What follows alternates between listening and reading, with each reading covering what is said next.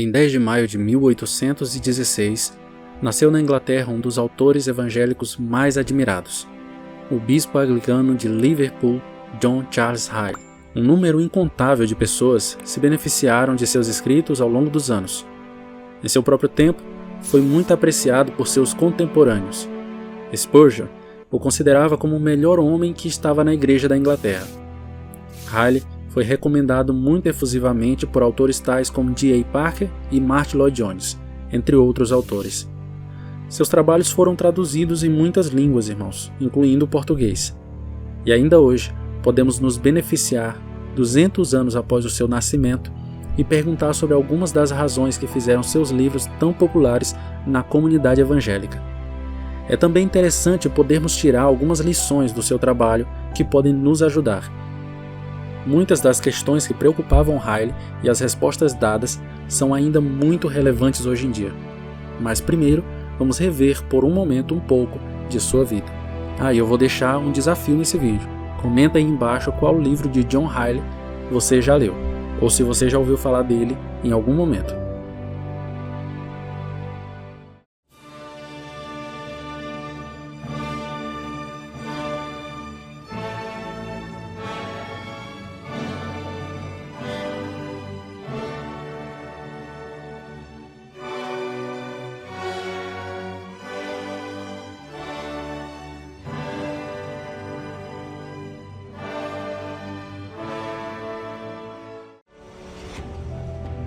Ryle veio de uma família muito próspera economicamente.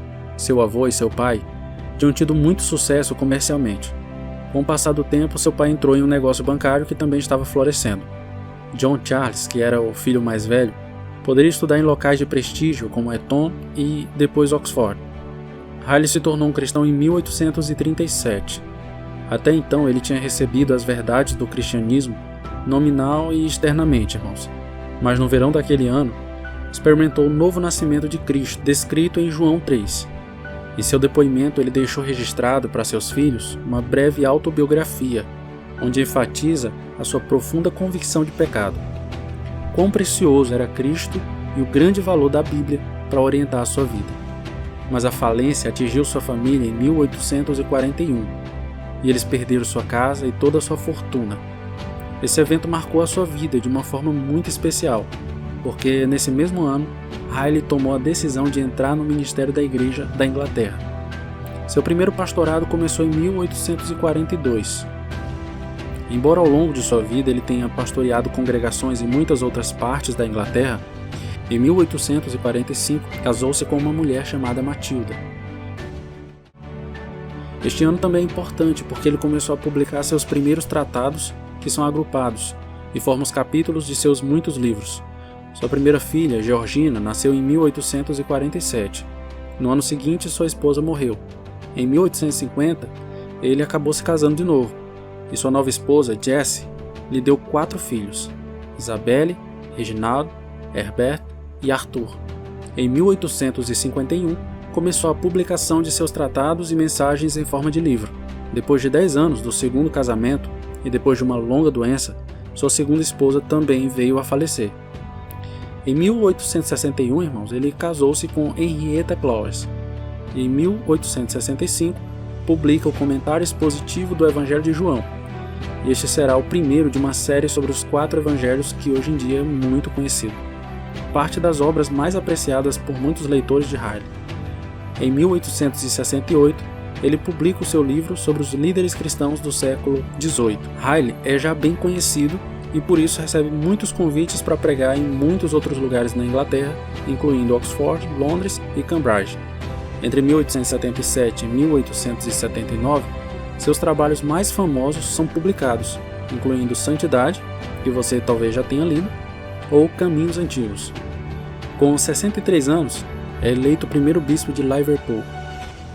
Em 1889, sua terceira esposa morre. 10 anos mais tarde, pregou seu último sermão. Ele morreu em 10 de junho de 1900, em Lowestoft, Inglaterra. O que podemos aprender com Ryle tem a ver com a história. Devemos lembrar que a fé cristã é uma fé histórica. Deus revelou-nos no tempo e no espaço através de pessoas que viveram em eventos e que tiveram lugar na história. Além disso, as Escrituras são abundantes em exortações para não esquecer a história da intervenção de Deus em favor do seu povo. Uma das passagens que eu gosto a este respeito é a de Josué 4.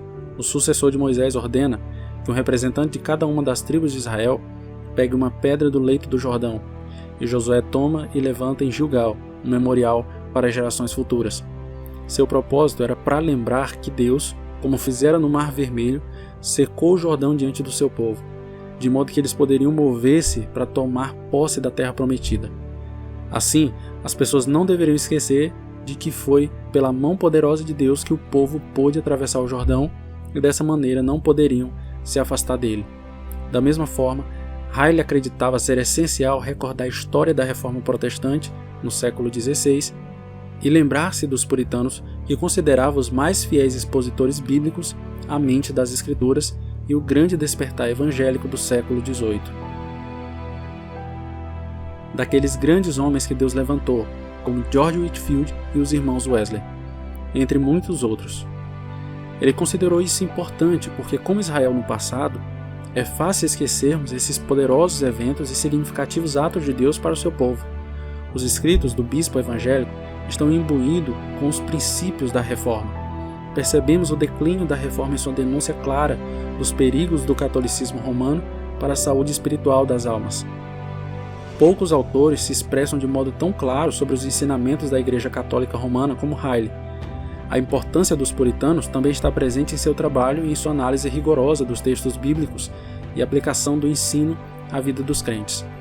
O Renascimento também aparece em seus escritos, não só para lembrar os líderes o mesmo, mas também através do estilo prático e direto, lembra os pregadores do grande despertamento.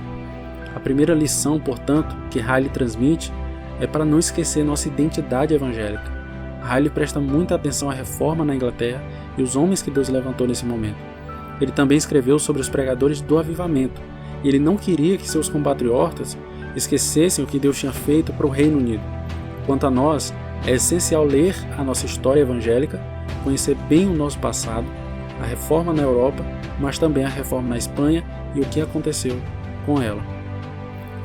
Ao longo do ministério de Riley, pastoral, como um pregador e escritor, ele não deixou sublinhar que o caráter essencial do cristianismo também é doutrinário. Para Riley, a importância da Reforma Protestante, os puritanos ou o Grande Despertamento, foi o fato de que eles eram um movimento do Espírito de Deus que foram redescobertos e a relevância para a vida cristã das doutrinas essenciais das Escrituras foi mostrada. Este é apenas o outro aspecto que eu acho que ele mostra hoje. A ênfase colocada na doutrina e o propósito prático que isso tem. Mas a doutrina não é um mero conhecimento frio, seco e acadêmico da Bíblia. É basicamente a forma como Deus, vivo e operante, opera em seu povo para salvar e transformar. A doutrina, pela presença do Espírito Santo, traz vida espiritual. Isso é muito claro nas Escrituras. A fé tem um conteúdo a confessar e que Deus usa para nos fazer bem. A doutrina tem um propósito prático, salva e nos santifica, tornando-nos úteis para a glória de Deus. Nesse sentido, a reforma foi um retorno aos ensinamentos das Escrituras que haviam sido enterrados e marginalizados pela igreja medieval. Os puritanos também mostraram a amplitude e a profundidade da Bíblia e como ela é aplicada de forma eficaz na vida cotidiana. Os grandes pregadores mostraram como a proclamação do Evangelho pode, com a bênção de Deus, alterar o curso das nações. Riley temia o abandono desses ensinamentos que tinham trazido tantas coisas boas. Por isso, uma e outra vez em seu ministério, alertara sobre os perigos do esquecimento da glória da fé cristã. Riley refletiu na exortação de Paulo em Atos 20, versículo 28 ao 32. Da mesma forma, hoje, deve ficar claro que as diferenças com o catolicismo romano são doutrinárias. Não podemos enganar-nos quanto ao que acreditamos e por que acreditamos nisso. Devemos também enfatizar a importância prática doutrinária. Temos de ser diferentes, e a conversão tem de ser vista em nossas vidas. Esse é o grande legado do puritanismo que Riley tem renovado e constantemente enfatizado em seu ministério. Ao mesmo tempo, temos de incentivar a paixão pela pregação do Evangelho, uma nota distintiva dos tempos de reavivamento. Nada melhor então, irmãos, parar e ler esses escritos de Riley e ser beneficiado com as doutrinas bíblicas e sua relevância para a nossa vida cristã. Ao contrário de outros bons autores, Há muitos títulos de Riley em português e por isso é relativamente fácil ter acesso aos mesmos. Seu estilo simples e direto, sempre com base no texto bíblico, faz com que seja uma delícia de ler. Riley sempre desafia os seus leitores, o que é sempre muito conveniente.